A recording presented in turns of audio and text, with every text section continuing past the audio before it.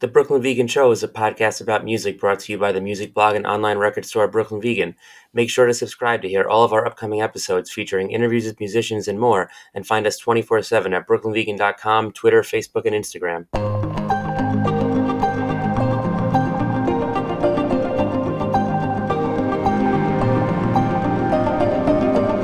Hey, welcome back to the Brooklyn Vegan Show. I'm BV editor Andrew Sacker, and today's episode is an interview with the band Knapsack.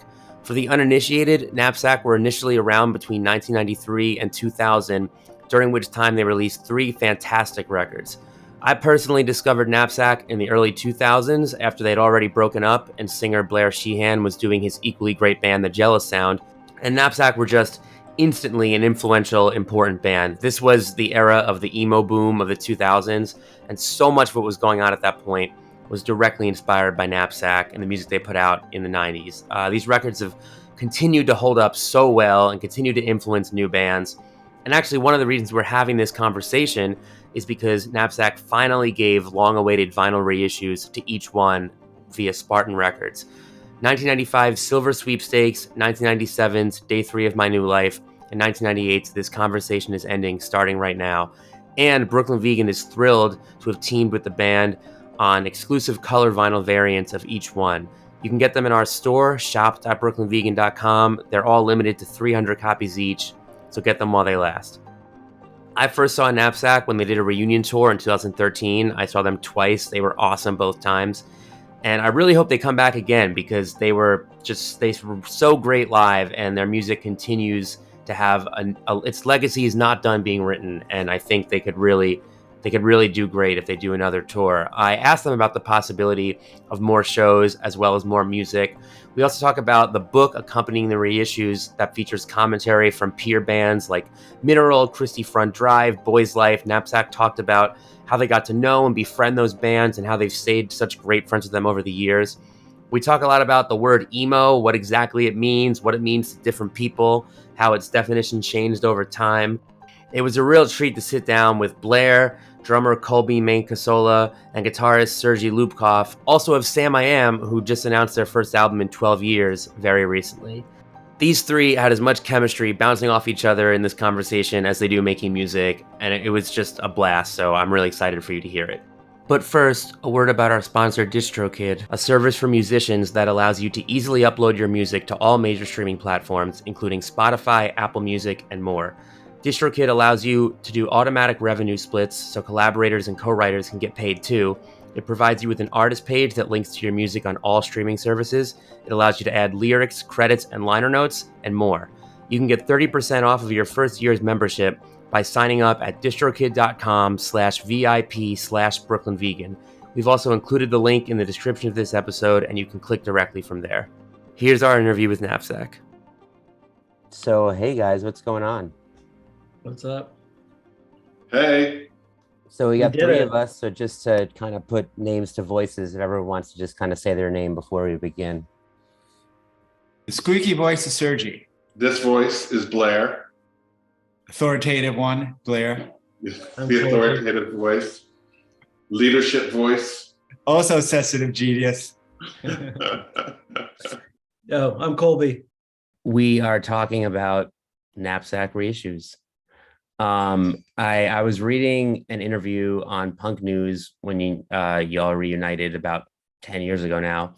I think Blair, was you who said that there was record label logistics since then. So what changed? What finally made these long-awaited vinyl reissues, of which Brooklyn Vegan is very stoked to be part of? We have the 3 color variants in our shop. So yeah, what finally made these reissues come to be? You know, to be honest, I think I would rather let Colby field this question because he was more involved with it than I was. It was just sort of a challenging task to find a partner to work with Alias who had the originals. And Colby was more involved with that than I was. So go ahead. Yeah. Yeah, I would say all of that. And because our old label is not really active anymore, they just don't really want to deal with shit like this. And if they are, I guess the terms of the deal aren't going to be all that agreeable. So no one's getting rich in Knapsack land anyway, but no one's getting rich off these reissues either. And I think finding John at Spartan was like finally finding someone who was like willing to do it for the love of the game, sort of, and just because he wanted to be part of it. And so I think that was sort of what pushed it through. That's awesome. Now these are coming sort of so much. You guys haven't played live since 2015. Have you talked at all about shows to support the reissues? We actually might have played later because we probably went past midnight on New Year's Eve at some reason. We did, yeah. Minutes into 2016. I don't want to like fact check to death everything or nitpick to death, but let's get this right. Right. All right, so my mistake. Knapsack may have played as recently as 2016. But yeah, I mean, you're all back together. We're here on a Zoom together. Are there talks of, band practice, live shows? There hasn't been any talk. I think, and you guys can correct me if I've got the wrong take on this. Nobody's necessarily opposed to doing it. We sort of, I think, when we got back together, it was more interesting for us to do things that maybe we hadn't done before. So that was sort of a lot of fun to do new experiences, things we hadn't done before, had some chances to play some things or go places we hadn't been. So I think after we did all those things, we sort of became, if something seemed redundant or we'd already just done it or whatever, it didn't make a ton of sense to just go do it again for no particular good reason. So to my mind, if something came up that sounded like a ton of fun, or we could go do something that was really cool, maybe have a new experience, I would totally be down for it. At least on my end. But who knows? You have to check with these two. Yeah, I feel the same way. And go ahead, Serge. Oh no, I don't. You did talk. I was just gonna say I feel the same way. None of us live in the same city. So we all live in California, but it's a little bit challenging. And when we did that stuff before, Gel Sound had just sort of stopped being active. Sam I Am wasn't all too active at the time, although that picked up a little bit. Eddie, who has played bass with us most recently, was on hiatus with Thrice. And so it was a little bit of a perfect non-storm to have there be some Knapsack activity to squeak through. And that's a little more challenging now. Thrice is super active. Sam I Am has a new record coming out. So there are just boring adult logistical issues that get in the way. But I'm with Blair. I'm down if it felt like the right thing and would be fun and maybe a new experience. I think for me is that I think we were really good and put a lot of effort into being really good in 2003 and the subsequent 2.5 or whatever 3 years. That's 2013, Mr. Fact Checker. Sorry. Oh, you got me, you asshole. And say we just wanted to do one show or two shows, it's like I'd be like, well, we've got to do all that work that took us to get to the point where we were as good as we were 2013 for that one show instead of all those other shows that we did, right? So it would take a little bit of a commitment, I think, on our part. And me and Blair had a band after, and Blair's voice was tip top shape, ending around 2008 or 18, sorry. And he'd have to work on that too. I mean, not to speak for him. I mean, I just did, but it would just take a lot of effort and stuff. So it'd have, for me, if you guys would have to say, yeah, hell yeah, let's practice the shit out of this first, which is like a kind of a big commitment. For sure. Well, I think, for me, my first Knapsack shows were the reunion run. I was a little young the first time around. So it's for one, it's wild to think that that's now 10 years ago. Right. But there must be, especially with these reissues probably attracting attention, there's probably a whole new generation of people discovering Knapsack. That's our motto. We just eventually, like, we just keep waiting and waiting and waiting. Each year we just get 10 new fans, you know, the next year 10 new fans.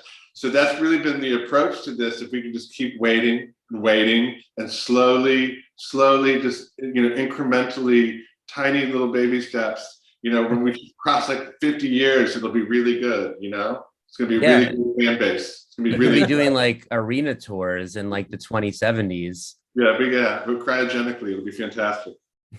We could do the hologram thing real well back then.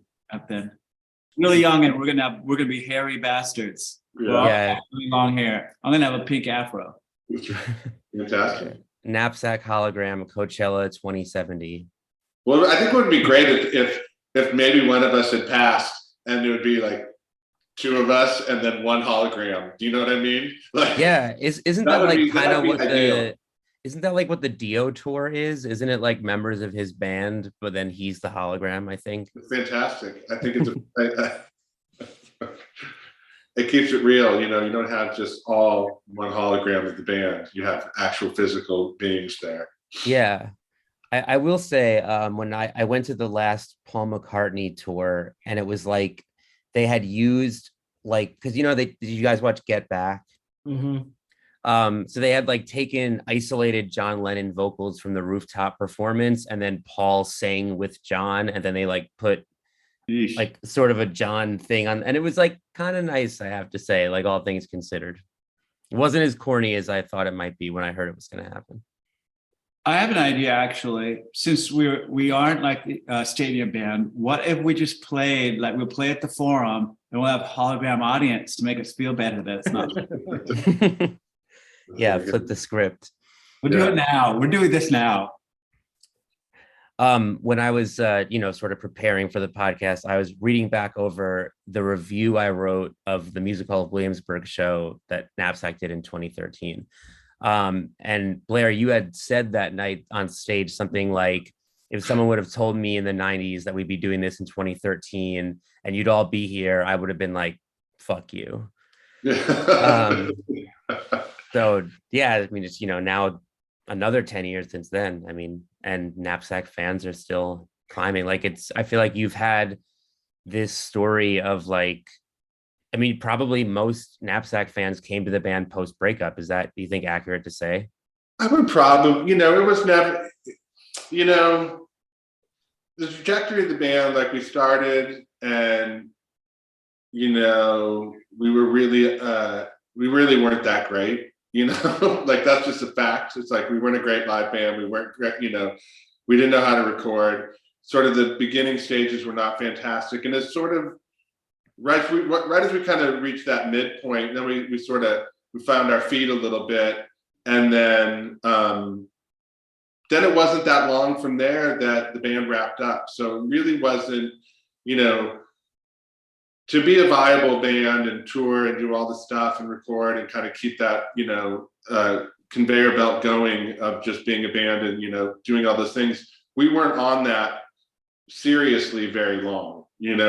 So it would have been tough to really gather a big group of interested people for the band at that point. So, then record all these things, these recordings and these records, and a lot of time and crazy essential distribution, which is the internet. So it's everywhere if you want it. And then sort of a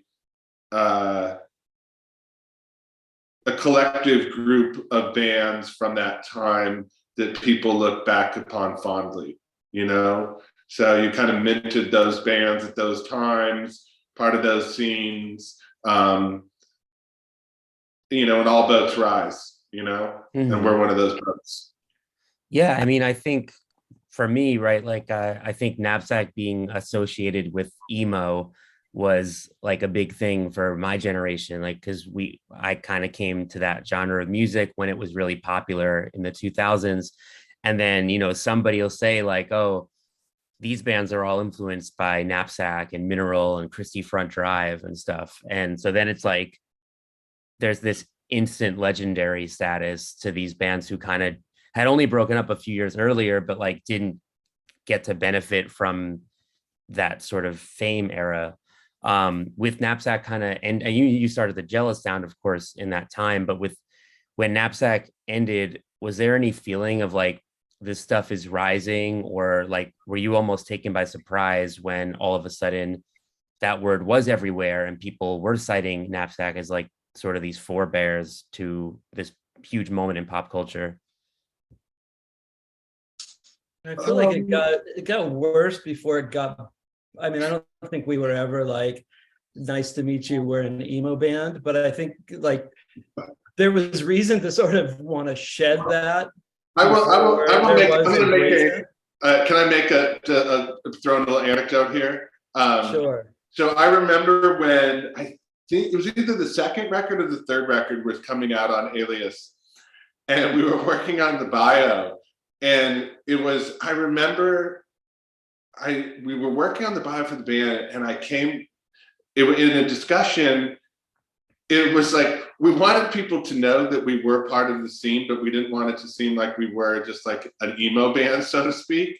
So I remember coming up with the verbiage in the bio saying, you know, not just an emo band or something to that extent in that bio, to sort of just lead people down that path to have an understanding, because we were sort of on Alias Records, which wasn't, you know, a group of bands that all made sense and people would go one-stop shop for these bands that they liked, knew that, you know, it wasn't like it was like something like Jade Tree Records at that time. We're like, oh, that band's going to be like this, and this is probably going to be something I'm going to like. We were just on this sort of outlier label, so we weren't like. It took a minute for people to figure that out, I think. So there you go. Yeah, I feel like emo too is by the time emo was like a household name, what they were referring to from emo is different than what like we think of emo or what Knapsack participated into. So even though it's nice to be like mentioned in the same breath as like, you know, Get Up Kids or Sunny Day or Promise Ring or Texas Reason or whatever, you never know what you're talking about when you're talking to a person and they say those three letters, right? Mm-hmm. They might be saying, I friggin' love emo. I'm the most emo everyone. And it's like, he means that swoopy hair and makeup, like I hit my parents' Hot Topic thing, right? So it's like, I think if we stay, well, I guess Jealous Sound had to go through that because all through Jealous Sound's 2000s, probably where you drop in the emo word. And, you know, if I was Blair, I'd be like, oh no, we're a rock band. You know, I mean, I would have been at that point, you know. I always think of metal, and I always think about how everybody embraced metal, and we're just like, fuck it, yeah, we're so metal that our band name is Metallica, or that this record is called Metal Up Your Ass. You know what I mean? Like, no one in metal ever shied away from the label. They're like, yeah, that's exactly what this is. Let's go. And we're like the most extreme version of it. I don't feel like anyone ever really sort of, maybe later with like the hot. I think the 2000s people did, and that's the problem. One of the problems. That's when you had you had like the emo diaries and things like that. That compilation, like, you know, essentially that's emo up your ass, but in emo speak, you know, emo diaries. You know what I mean? So it's like with anything though. It's like with religion or anything. Like if you have like a thing that's meant to be sort of an outlier, kind of like outside of the norm thing, like Jesus, you might consider him. And then suddenly all these other people change it into like, oh, this is the cool kids thing. Everybody loves Jesus. This is Jesus, right? And we want to talk about what Jesus is and what it means to us, whatever. And it's the same thing with emo. It's like certain people are like, that's not emo, this is emo, and emo, and I got this flag and over here, and blah, blah, blah. And we were the exact opposite. We're just like, well, hey. Or it's like being a Taoist or something like that, where it's like, if you can explain what Taoism is, then you don't actually know what it is, right? Or if you can define it. I would never want to be part of a club that would have me as a member. Yeah, I always think when you start talking about, you know, parsing through the emo, like whatever, I always think of that, you know, the Simpsons character, the guy at the comic book shop, you know what I mean? Who's like the authority on all things, and like, oh no, you know, it's very I mean That's some nerdy shit. You know what I mean? Like getting into like worrying about that to me, like, I also remember we played this benefit show for KXLU, the college radio station, and it was us, Get Up Kids, when I think maybe their first record had just come out, Jimmy Eat World, No Knife, I forget who, probably Jejun. Swing Kids, right? Or no, Strictly Ballroom.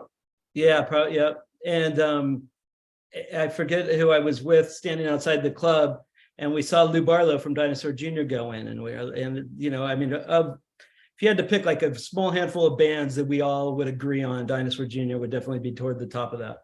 And he literally is in the club for like 30 seconds, walks back out, and we overhear him say, "Oh, I didn't know it was going to be that kind of music." it was. I was so like crestfallen. Oh man. Well, I think Lou Barlow has come back around because I think he starred in a recent Get Up Kids video. I saw that. Yeah, hey, come on, bro. Like, I mean, let's get real though. Like, there ain't nobody more emo than fucking Lou Barlow. That guy has exactly big feelings in his music. You know what I mean? Like, going to be, you know, I remember the interview. He's like, now I know what it feels like to be dead, or something like that, about like some breakup. He really heavy duty feelings with the dude. So I don't know if Barlow knows what he's talking about when he's talking about music.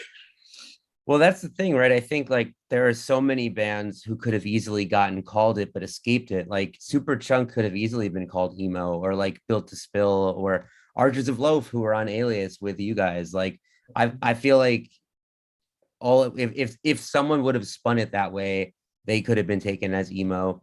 And like a lot of the bands we're talking about could have been taken as indie rock if just like, you know, I don't know, the media spun it differently or something.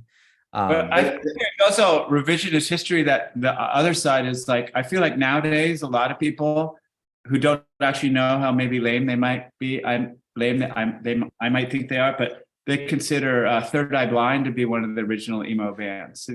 Have you ever heard people talking? Yeah, no, I've heard that they kind of get called that. It's what Blair said, though. This is we're in the thick of it ourselves, but it's just this big nerdy conversation that like most people like that have half a brain would rather not get into. Whereas I was gonna say, but guess what? We just talked about it for 20 minutes. Yeah, I know. Joke's on us. That's my point. But people without half a brain, they just like try to search out this conversation and then like, emo. It's like Magic the Gathering or something. I don't know what's going on, but you know, it's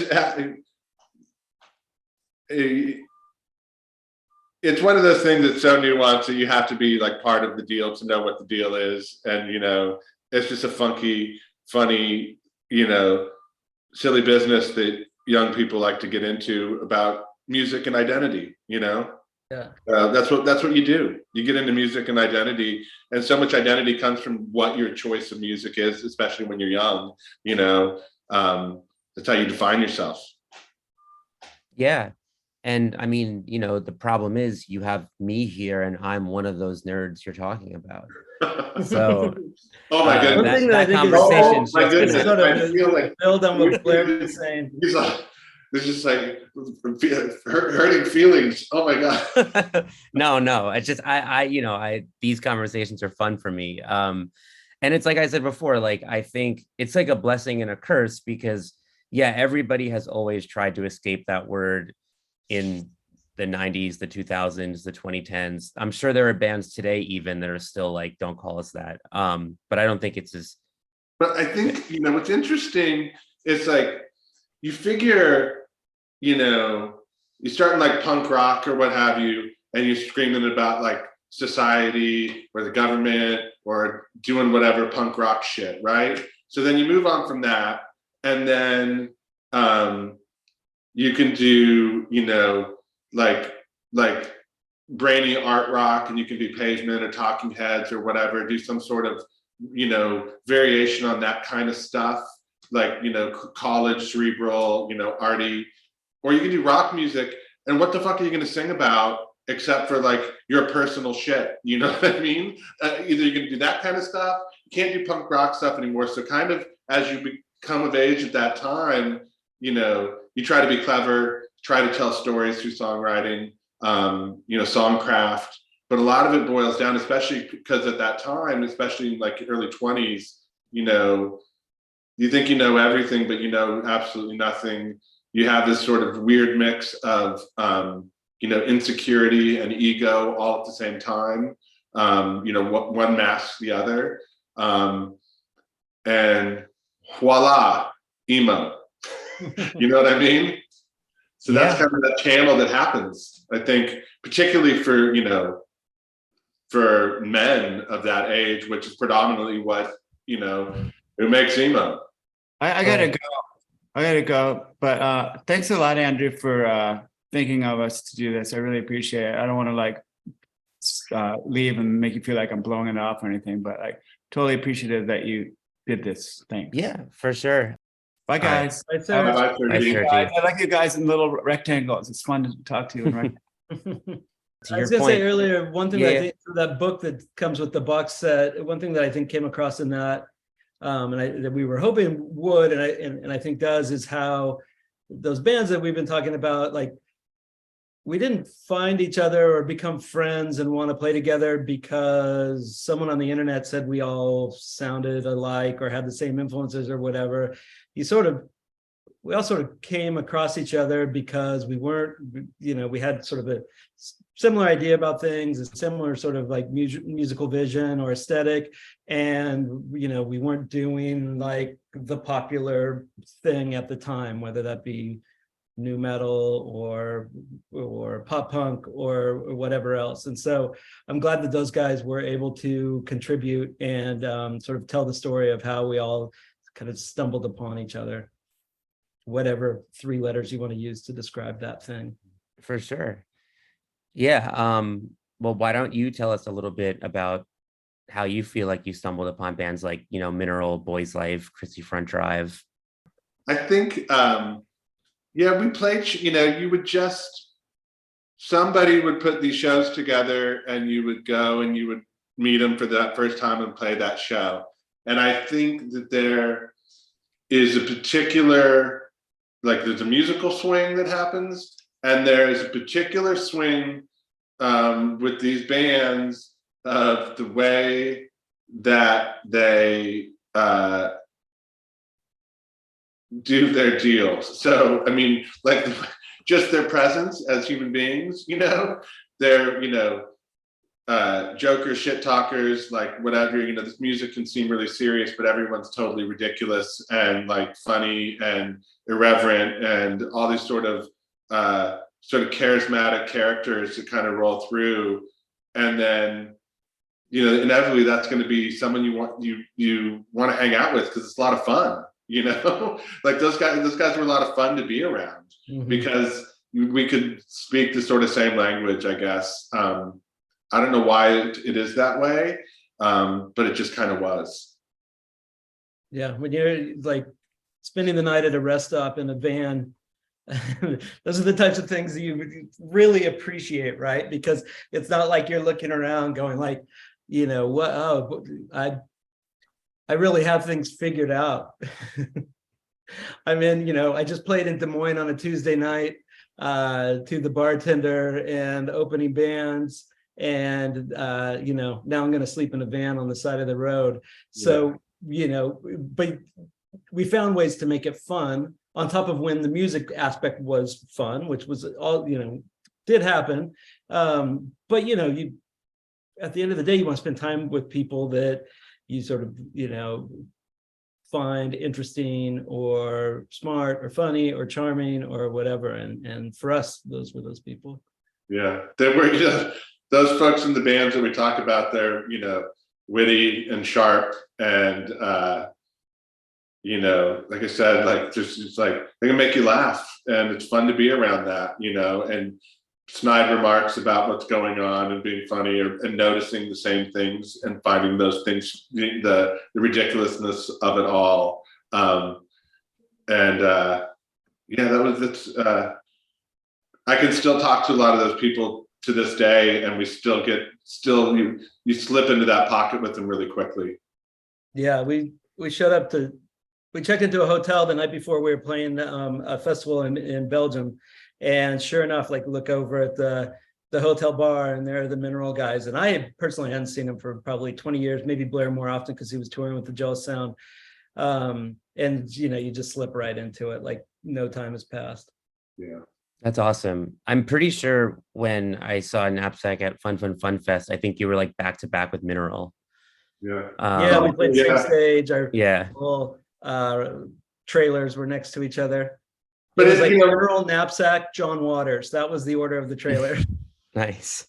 but but they also were people that they're funny, but they're also like genuinely warm and good people, and where when nobody had anything, would share the things that we did have sort of communally in nice ways. So there was no, I think I saw things later in life as I played music, and people were a little more self-serving, a little, and it was also kind of staggering to me, having been, kind of on this constant, from 90 whatever through 2000 and whatever, kind of see things like shift and grow and whatever. But things became, I think particularly like in the early 2000s, there was this weird sort of celebration of this sort of, more of the decadent side of rock and roll, that kind of snuck into stuff. And it was a little more like self-serving, what's in it for us, like kind of this sort of shitty thing that and also like this like wild self-promotion, which was also a really shocking thing to me, because everything was so understated when we first started. You wouldn't dream of like, tooting your own horn so loudly, or like, look at me, or promoting yourselves and all those things. It was so casual, and you didn't really do that. So the way that people promote now is just really wild. It was a really wild sort of shift to watch happen, having been there from that point and then moving it all the way through. And I would imagine like part of that had to come from the fact that like major labels were all of a sudden interested in this stuff, and there was like a real market for success, which like, didn't really exist for this kind of music outside of, I don't know, Green Day or something. Did Knapsack ever get like major label offers? Yeah, there was some stuff that kind of got bandied about. Everybody, particularly like around that like mid 90s time, things were happening in that way all over the place. So there was always interest in chatter, and you'd go to dinners or do different stuff or play a thing for whoever or whatever. We had signed up with Alias, and that was just kind of our contract, and then we didn't really pursue beyond. We sort of had a self-destruct date, so we weren't really, doing all the things the band would need to do to kind of keep that interest going. But everyone, that was certainly, that was in the air with all bands at that time. And it was a new thing where, minor league, players, were looking at joining the major league players, and that was sort of a new phenomenon that had just really taken hold in like, alternative rock or what have you. So it was also sort of a weird, like there was still, I guess, some of that post Nirvana stuff happening, like Blair was talking about. But at the same time, right around the time we broke up is when like Jimmy Eat World got dropped from Capitol. So I certainly didn't see like, it didn't feel like, oh, this whole, like all our friends' bands everything's escalating and we're just sort of jumping off the ride. It sort of felt like a fizzle out period for a minute there. But then, Jimmy Eat World had the #1 song in the country and At the Drive-In sold 1 million records. So maybe it was a calm before the storm. I don't know exactly what happened, but I don't remember thinking like, it just sort of felt like all our friends' bands were breaking up, and it generally there was a thing that had run its course. Yeah. Yeah. But you know what? Sometimes I'm wrong. Yeah, I think the special bands that have the kind of all the components that they need to like keep leveling up, they just have that thing, it works, and they build careers one way or another. You know what I mean? Whether it's through major or like doing their thing on an indie and continually building and building. But you have to tend to your shop, do your shit, keep it tight, and you have to continue to like grow and do all this stuff. You can't just it's not, those bands don't succeed by accident, For sure. When for example, when you kind of did see like something like Jimmy Eat World blew up like that, and Blair, when you were doing the Jealous Sound, did you have any kind of, were you wondering at all like if one of these songs could be like, because I mean I feel like that record is certainly catchy enough.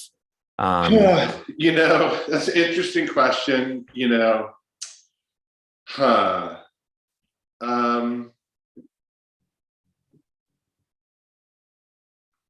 Obviously I'm biased. I wrote the song, so I really, some of them I think are great, and some of them I wonder, like, holy shit, how did I come up with that? That's really cool. Or, because it all just comes from wherever, so you don't, you just kind of, you kind of just receive it and you hope for the best. You can work really hard on something and get really crappy results, or you can just receive something really easily and it's a genius little nugget of a song. And I think that happens to all writers. And, we had Tim O'Hare record that record, and I think he did a great job with it. And he had done great, like Super Drag records, and, he's great. And there's a million different reasons, I don't know, and there's a certain element of magic dust that falls on stuff, right place, right time, being prepared at that right place and right time, maybe we weren't, who knows? I don't know, I don't know. I wish, I don't really have any, and then I often think about, holy shit, what if I had gotten something larger at that time in my life? And I think about how squirrely I might have been, and how poorly I may have handled it. So that's an interesting, I'll often think about myself at that time and my understandings of the world and, who I was and what I would have done or mishandled, some success. Because that happens really easily, and it's hard to see your way out of that stuff when you're in the sort of eye of the storm, So, I don't know, I think, as I look back, my sort of definition of success has sort of changed maybe. I'm much more, doing Knapsack stuff for the band or so on and so forth. I'm much more sort of legacy oriented at this point, that there are still people that are interested in it, or still, that it's still kicking up a little bit of dust, years later, I guess, Well, I mean, I think that's like always been, or at least for a long time been like, one of the great things about Knapsack, and why I think like it's awesome that there's finally these reissues, because it just feels, and I hope this comes off the right way, I don't mean it backhanded or anything, but it feels like one of those, like there's always been untapped potential with, I think, Knapsack, because you listen to those 90s records and I still think they sound like they could have come out in 03 and might have been hits if they did. And so I feel like there's like, you can see the way it helped kind of pave the path for some of the stuff that did get super popular. And I always feel like maybe music fans who missed out on Knapsack the first time around go listen to those records and they're like, oh, like this is right up my alley. I totally see it. And it just seems like there's still this sort of like, they could even continue to grow, even though the records themselves have been set in stone for years. I think, if you make something or you create art or whatever it is with the right ingredients, right? Whatever those ingredients, like cooking, sort of a cooking analogy. If you use good stuff or whatever the thing is, and you have at least, a partially, it's always difficult in a band because, it's like art and commerce like come together. And, most people are full of shit when they say they don't want to be a gigantic rock band when they aren't a rock band, because that's part of the allure of the whole thing, So, it's never exactly a pure artistic endeavor because you're kind of swinging for the fences at the same time. But if you have, if you take it seriously and you get lucky with, the right person, to like, lend a hand with, producing and recording the records and so forth, and help you, especially when you're younger and learning, they can teach you some things, some discernment about, this or that or what have you.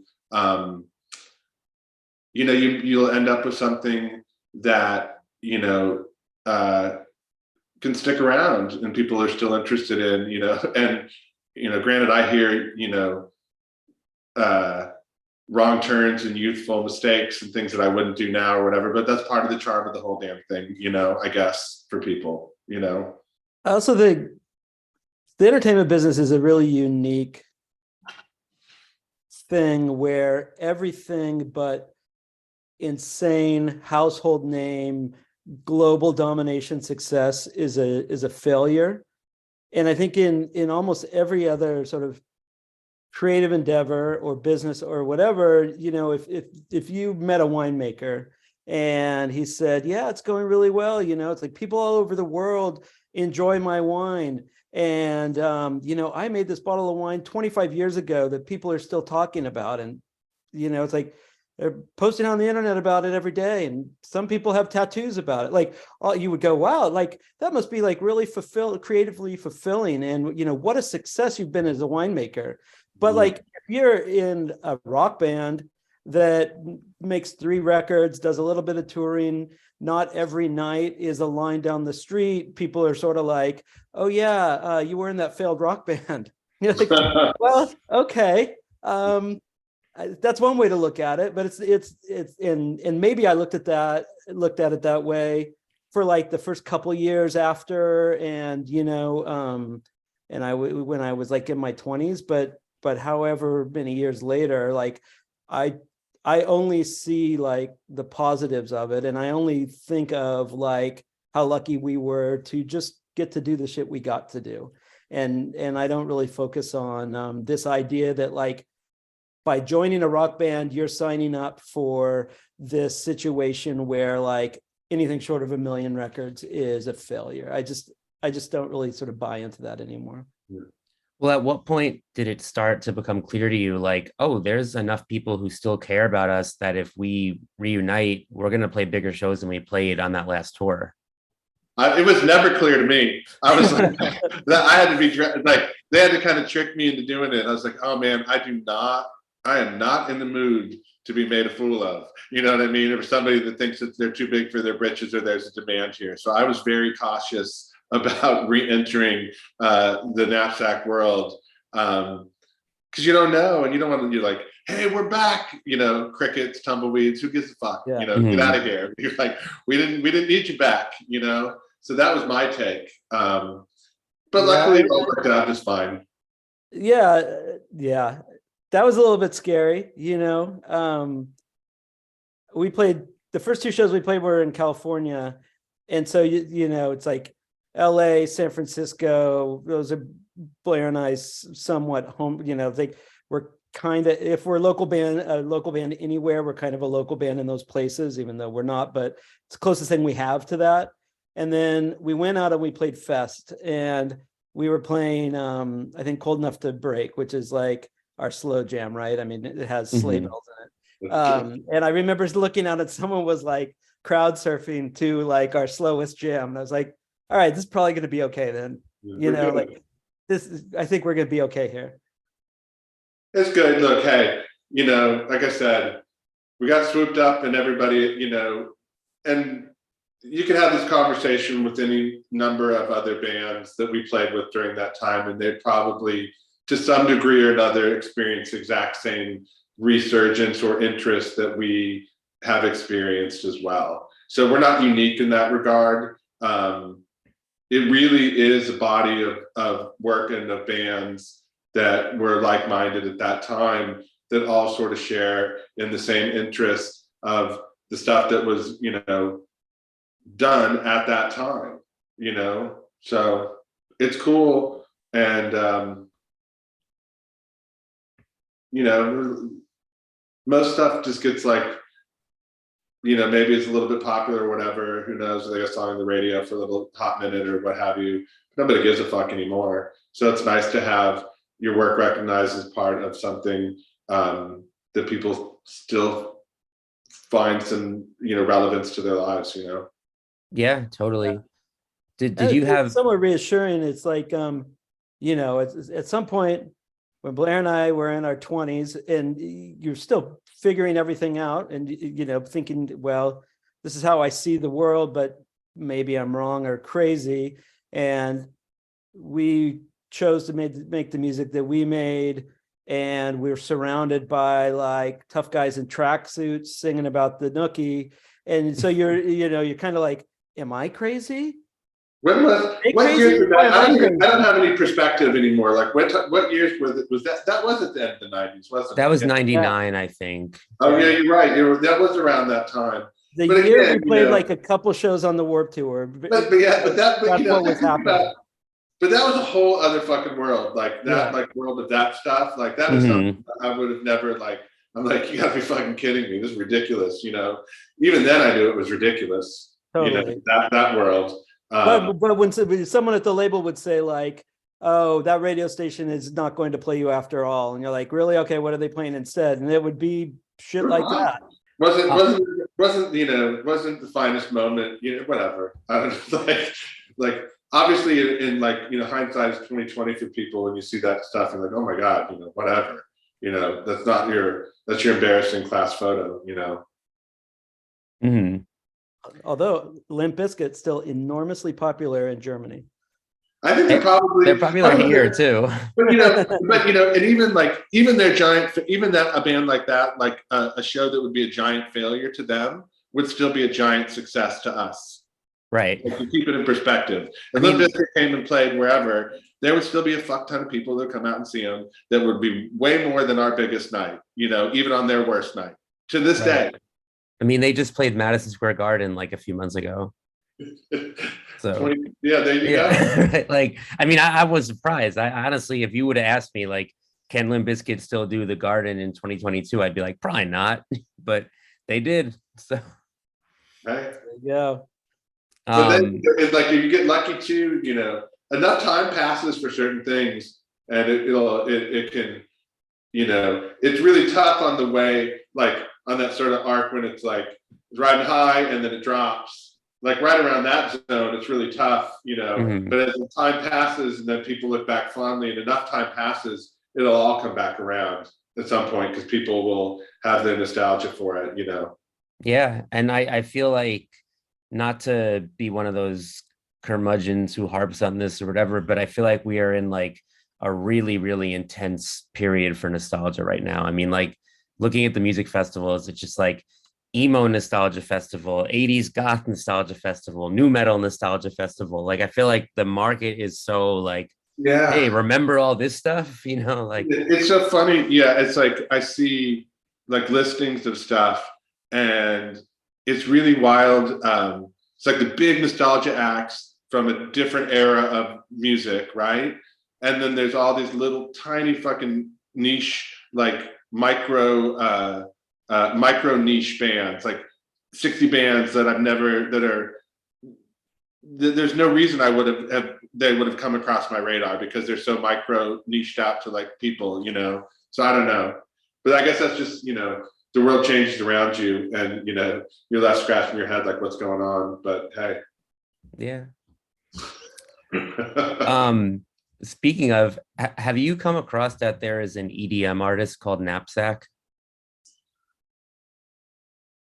I believe I have seen, if I'm like, huh, let me look at Twitter and see if anything's cooking with this knapsack shit, and I look at it and then I see that there's like, oh, wait a minute, there's some other knapsack thing.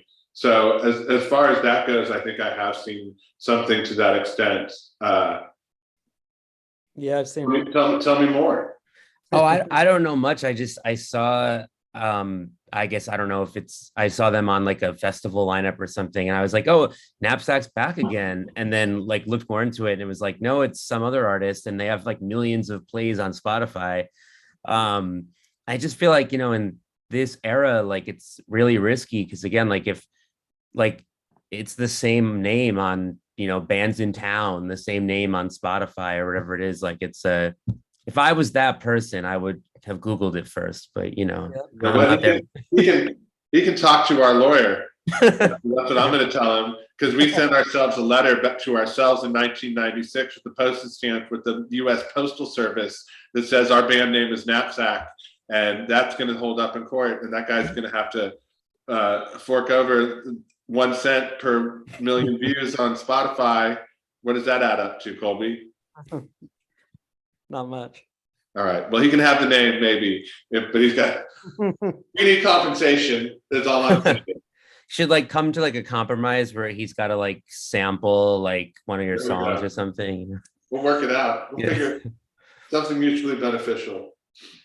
Now, when you first came, Postal Service have to license Such Great Heights to the U.S. Postal Service for like a TV commercial as their settlement in court. I think that's what happened? I think that's a real thing. Maybe I remember something to this. There was some chitter chatter about something like that. I don't know.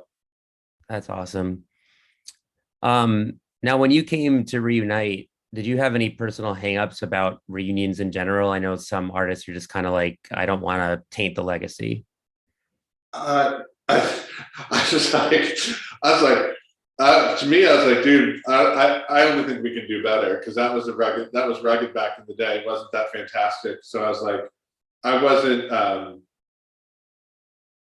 whatever. Like, everybody talks shit about whatever they're going to do or not going to do, whatever. But everyone always does it. They all do it, no matter what. I don't care. It's like, oh, I wouldn't, or this or that. It's like, yes, you will. Just give it a minute. Either you haven't gotten the right offer or whatever, but you're gonna get your shit back together and you go out there and play. Just like, come on, and you're gonna have fun, and the crowd's gonna love the songs because they love those songs. So, I would never, who cares, But I think, but I didn't want to go out and be like, I didn't want to suck, that would be. You don't want to be like, you got, and plus collectively the world now, or the bands in general, like we know so much more than we did then about how to like properly do things as a band and get your shit together and be ready. And that's sort of, there's so much more of that now. Everybody knows that you need to do that, and you can't just make these dumb mistakes that you did originally. I think everyone sort of got together and was like, let's be a little smarter about this. Like, how about we have festivals and bands can just fly in? We only need one drum set. Like, what, who needs 17 drum sets? Because 17 bands are going to play a festival. They all look about the same. A couple of Marshall half stacks. Let's go. Like, why were we making this so hard before? Yeah. It was, it's not, anyway. So I guess to answer your question, I think I know what your question was. Like, some people are like, poo-poo doing reunions or what have you. But like I said, it's fun, and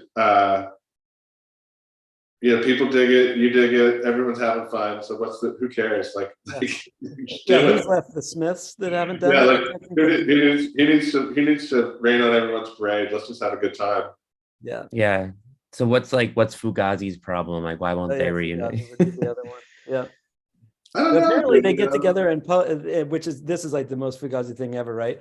They get together and play just for the enjoyment of playing the music together, and no one's there to see it. That's what I've heard. Yeah. I think, but to be fair, there is a certain point maybe where, I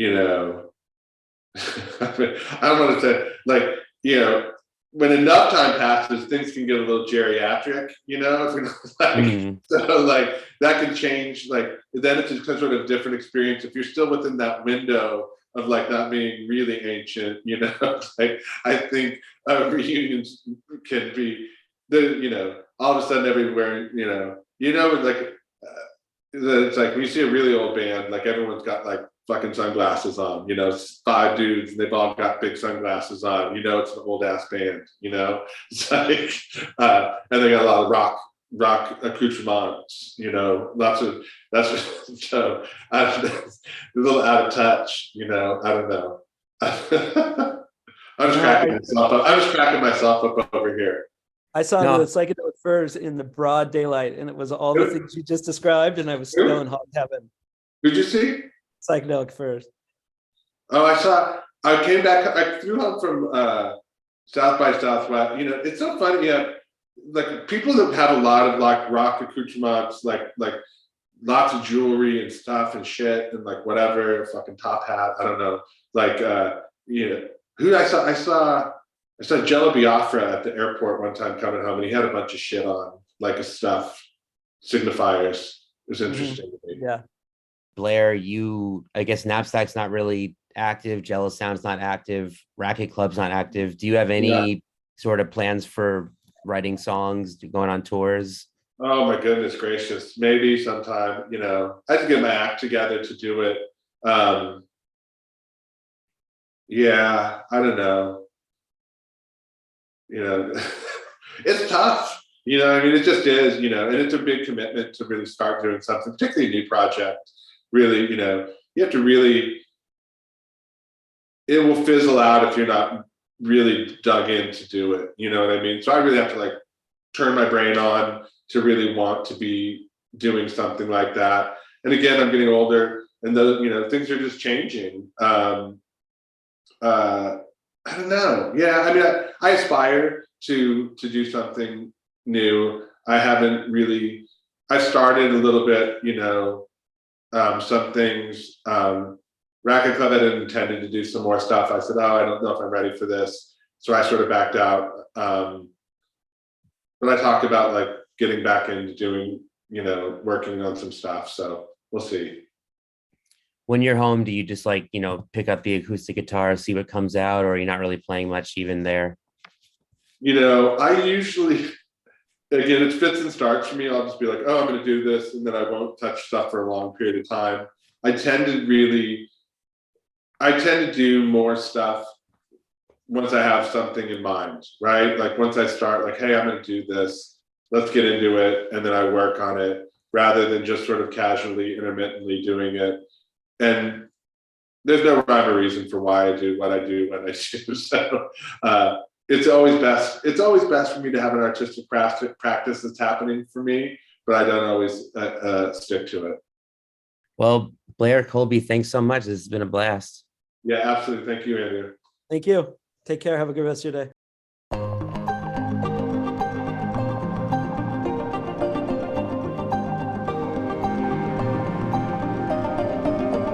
Hey, thanks again to Blair, Colby, and Sergi. Thanks for listening. Go pick up our exclusive color vinyl variants of those Knapsack reissues at shop.brooklynvegan.com. We've also included the link below in the podcast episode description. Thank you. See you next time.